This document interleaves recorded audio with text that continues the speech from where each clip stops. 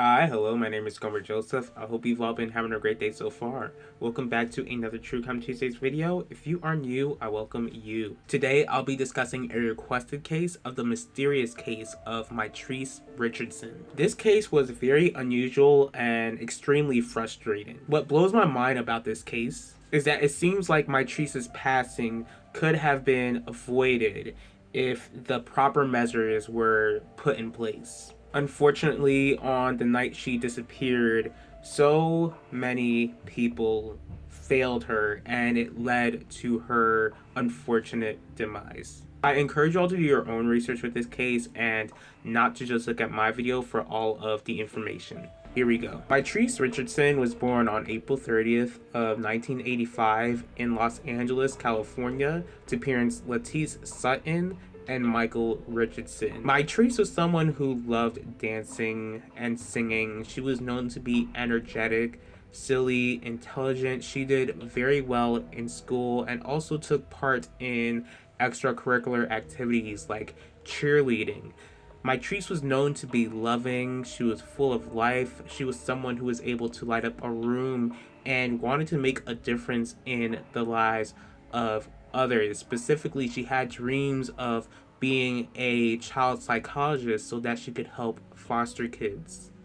On September 16th of 2009, Mitrice is 24 at this point, and this is a very bizarre night. Mitrice would enter this restaurant called Jeffrey's in Malibu and stated that when she was going into this restaurant that the reason she went in there was because the lights of the restaurant were inviting her in. Now, the valet who worked at this restaurant, they noticed how filthy Mitrice's car was, and not only that, but for some odd reason, Mitrice would look into the valet's car, and of course, like, the valet is confused and doesn't really know what's going on. Mitrice would go on to ask this valet about numbers and signs, and she was going on about how she would avenge Michael Jackson, because when this was happening, like, this was like a few months after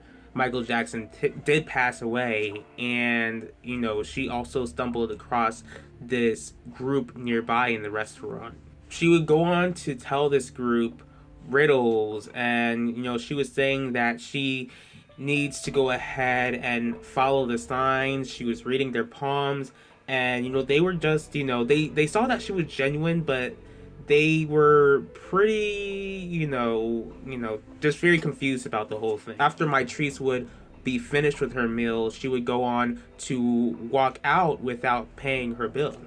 Understandably, the employees would go ahead and follow Mitrice and let her know that she needed to go ahead and pay her bill, but I guess she had, didn't really have anything on her, so they were just asking if anybody else could help pay for her bill. And that night, the only number that she could really remember was her grandmother's number. Correction, it was her great-grandmother. So she remembered her great-grandmother's number, and she's trying to go ahead and call her great-grandmother, trying to go ahead and see if she could pay the bill, but her great-grandmother is in her early 90s, and it's understandable that her great-grandmother wouldn't be able to drive all the way to Malibu that night and help pay her bill. But when Mitrice was calling her, Mitrice's great-grandmother was very concerned. Seeing that Mitrice was struggling to go ahead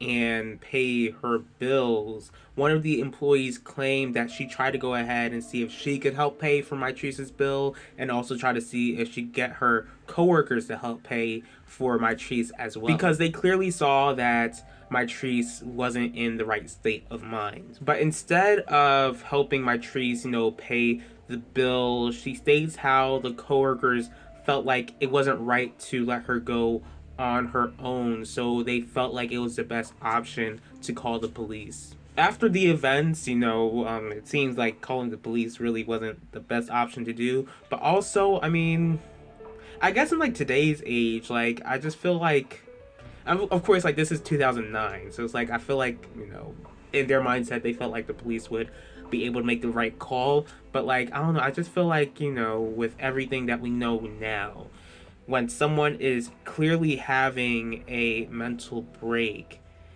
and not being violent, I just feel like it'll be better to call, like, the ambulance or like medical personnel rather than trying to go ahead and call the police, because like me personally, like, I'm not sure if the police could really deal with someone who is having this non-violent mental breakdown. Unfortunately, the story just gets even stranger. Now, when the police arrive, Mitrice, she tells them that she is from Mars and that she will sleep with them. Of course, Mitrice is at this restaurant where alcohol is served, so they give her this sobriety test and she is able to pass it.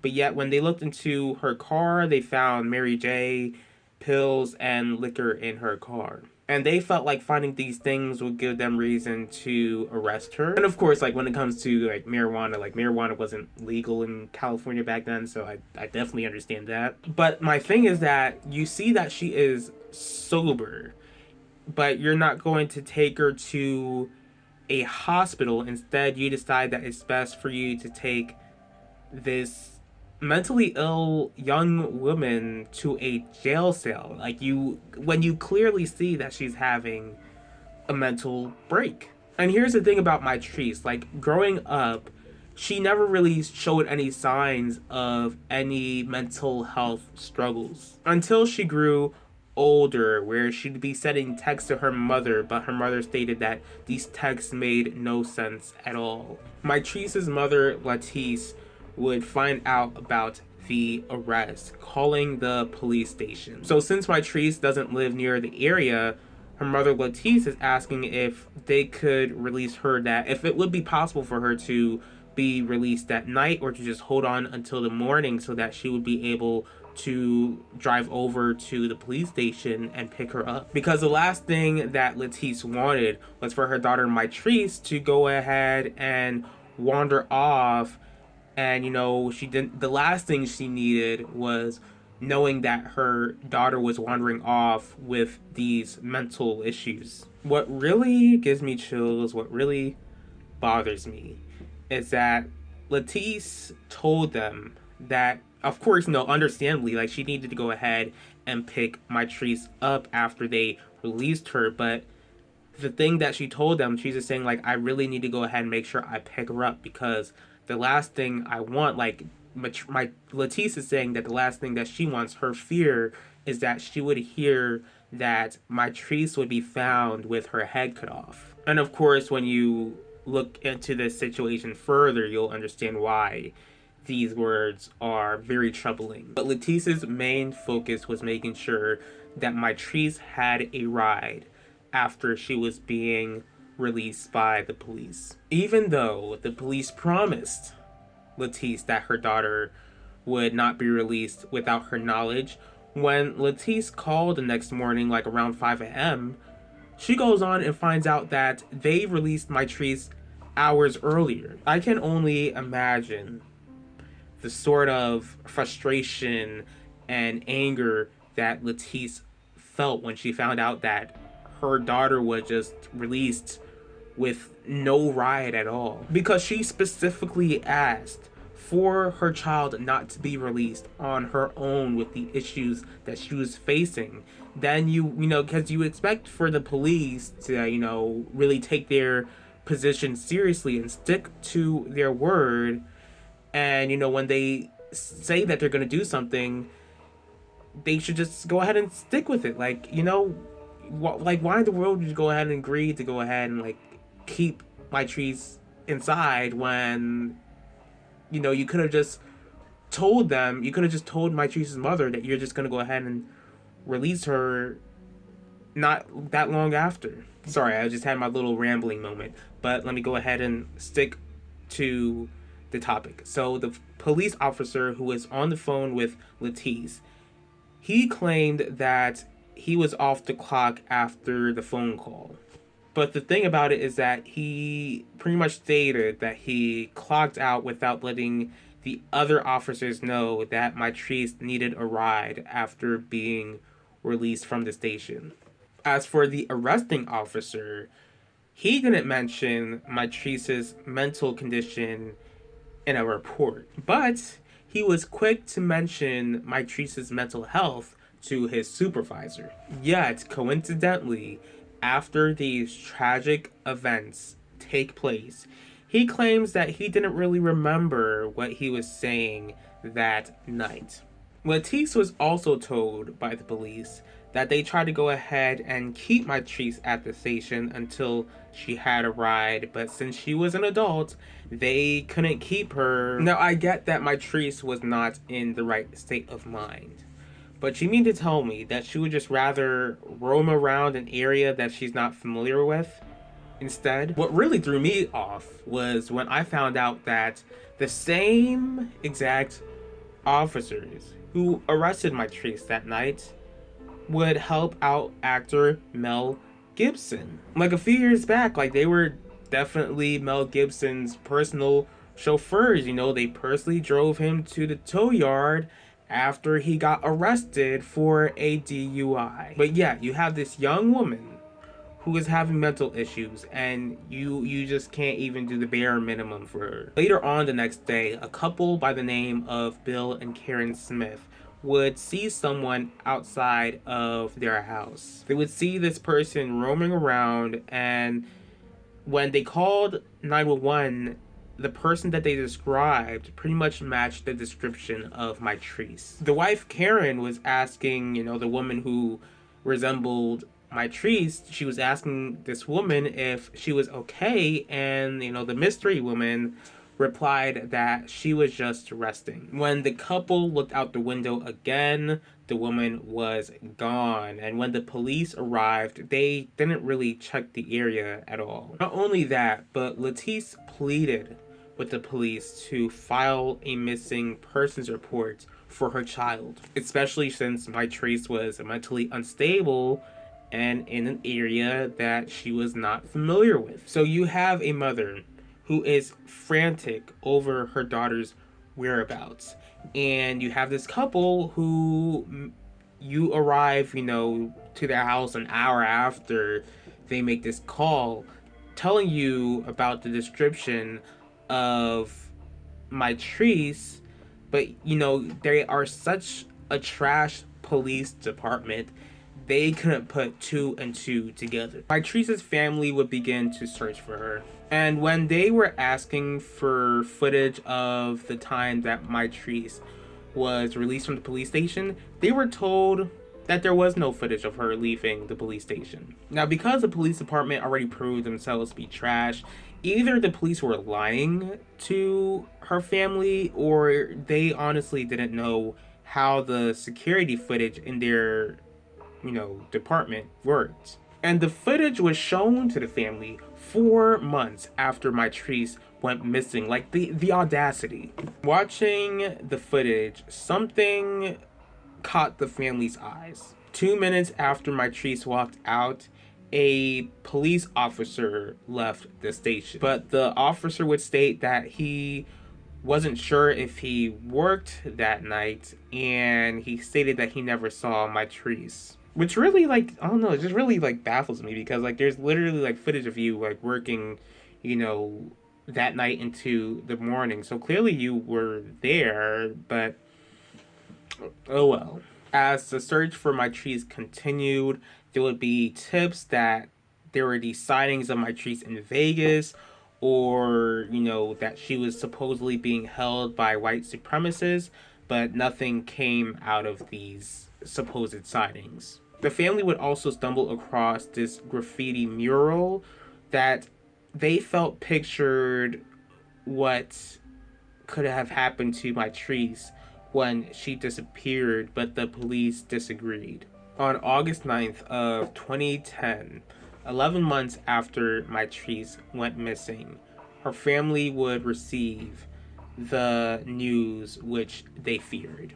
Her family would find out that Mitrice was no longer living, which would absolutely devastate them. Searchers in the woods who were actually looking for signs of this illegal Mary J farm, discovered Mitrice's remains and found that there were no clothes. At first, the family was told that Mitrice's remains would be left there for the night because it was getting dark. But yet, the police department didn't wait for the coroner to arrive. So, against the coroner's wishes and thinking that they knew better, the police would go ahead and pick up some of Mitrice's remains anyways. The police would go ahead and pick up Mitrice's remains. The excuse that the police made was that it was getting late and they feared that animals would come by. My thing is, how in the world would animals just suddenly appear and mess with the remains after the remains have been there for almost a full year? Like, make it make sense. And another thing is that the police also claimed that they got word from another coroner to pick up the remains. When it comes to the remains, it took a couple of more weeks to get more of them. Mitrice, a couple of other women, and an independent anthropologist went hiking to the area that Mitrice's remains were found in order to have some sort of memorial service for her. While they were at that spot, they discovered that all of Mitrice's remains weren't even picked up, and specifically her fingers. So the coroner returns, found more of Mitrice's remains, and stated that Mitrice's passing was undetermined. Here is the police department's theory. Now, they believe that Mitrice just wandered into the area, just took off her clothes, and passed away. Even though her remains and her clothes were scattered all over the place. I'm really not going to go ahead and say this statement to be funny, but Mitrice was suffering from mental illness and not physical illness. So this theory that Mitrice just lay down and passed away was just off to the family, and they believed that someone intentionally took her life. When Mitrice was being buried, the independent anthropologist discovered that Mitrice's clothes were left in the body bag. On top of that, the clothes were never sent to a crime lab for testing, yet they were so sure that Mitrice's passing was undetermined. They also found out that all of her clothes and even her remains were not all uncovered, especially the bones surrounding her neck, to determine whether she was strangled or not. Since the department is trash, they had to pay up to Mitrice's family, but even though they were able to get this lawsuit, Mitrice's family is still remaining hopeful that, because they believe that Mitrice lost her life, they remain hopeful that they will find out who exactly took Mitrice from them. Because the family is certain that Mitrice's life was taken from her by the hands of someone else, there is a $20,000 reward for any information that you have. So if you are watching this video and you have any information at all, please be a snitch. Call 1-800-222-8477. If Mitrice were still alive today, then she would have been 38 years old. She was a woman with a bright future ahead of her, but her life was tragically cut short. It's like the police were more concerned about holding her in custody instead of getting her the proper help that she needed. On top of that, they disrespect her when she passes away by making so many unavoidable mistakes. Mitrice's family misses her to this day, and I pray that God would comfort them and provide them with the answers that they have been searching for all these years. The God that I serve, the God of the Bible, is a God of justice. He knows exactly what happened to Mitrice the day that she passed away, and if someone did in fact take her life, then God will make sure that that person will pay for what they did. I thank you all for taking the time in your day to watch this video. If you did like this video, please feel free to hit the like button. If you have any thoughts on this case at all, please feel free to leave your thoughts in the comment section below. If you'd like to see more videos from me, please feel free to subscribe and click the bell to be notified about the next video. If there is a certain true crime case that you would like me to cover, go ahead and let me know. I will see y'all for next True Crime Tuesdays, and I will talk to y'all later.